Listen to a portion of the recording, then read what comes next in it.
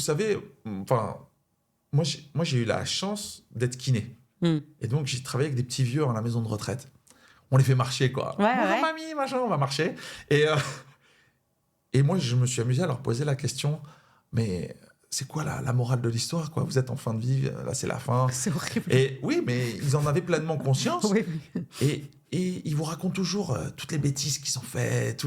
Et ils regrettent pas ce qu'ils ont fait. La seule chose qu'ils regrettent, en règle générale, c'est ce qu'ils n'ont pas fait. Ouais.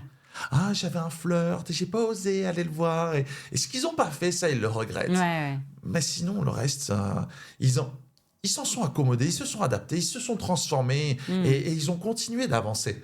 Par contre, ce qu'ils n'ont pas fait, c'est un truc qui reste à chaque fois un petit peu à l'intérieur de leur tête. Carrément. Donc, je pense qu'une des clés, c'est ça, c'est d'être capable de se faire confiance suffisamment pour se dire, OK, j'ai une expérience, j'ai un bagage, je suis qui je suis, je sais qui je suis. Et donc, à partir de ce moment-là, si naturellement je décide ça, c'est OK. Et une fois que c'est décidé, pas que c'est choisi, hein. Il y a une différence. Je dissocie vraiment choisir de décider. Hein. Choisir, c'est facile, hein. C'est faire un SWOT. C'est très cognitif. Hein. C'est force, faiblesse, opportunité, menace. On fait la balance des plus et des moins et on choisit. Non, décider, c'est pas ça. Hein. Décider, c'est sauter dans le vide. Ouais. Voilà. Et une fois qu'on a décidé, eh ben alors il n'y a plus de plan B. Ouais. Le simple fait d'avoir un plan B va limiter l'efficacité du plan A. Oui, c'est ça, en fait. Parce que ça crée de l'incertitude. Et il faut balayer les incertitudes. Si on a déjà un plan B, un plan C, c'est qu'on ne croit pas au plan A. Exact. Ou en tout cas, on pourrait y croire plus. Ouais. Donc, on pourrait travailler à rendre le plan A meilleur. À condition d'avoir un facteur de renoncement. En disant, voilà, je suis dans mon plan A, mais qu'est-ce qui fait que je persiste ou que je pivote? Ouais. Là, c'est le facteur de renoncement qui arrive. Parce qu'il ne faut pas être fou non plus. Hein.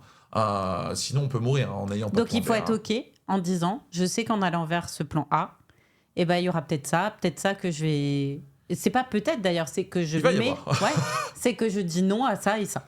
Oui. Et c'est OK. C'est parce que j'ai ma zone de sacrifice, elle est connue. Ouais. Si je veux être le meilleur dirigeant de toute la planète et gagner des milliards de dollars, le sacrifice, c'est que oui, c'est certain, je vais pas aller chercher mes gamins à la sortie de l'école à 4h30. C'est une certitude. Si maintenant tu n'es pas OK avec ça, revois tes priorités. Et tu ne seras pas jaloux du mec qui gagne des millions de dollars parce que lui, il l'a fait.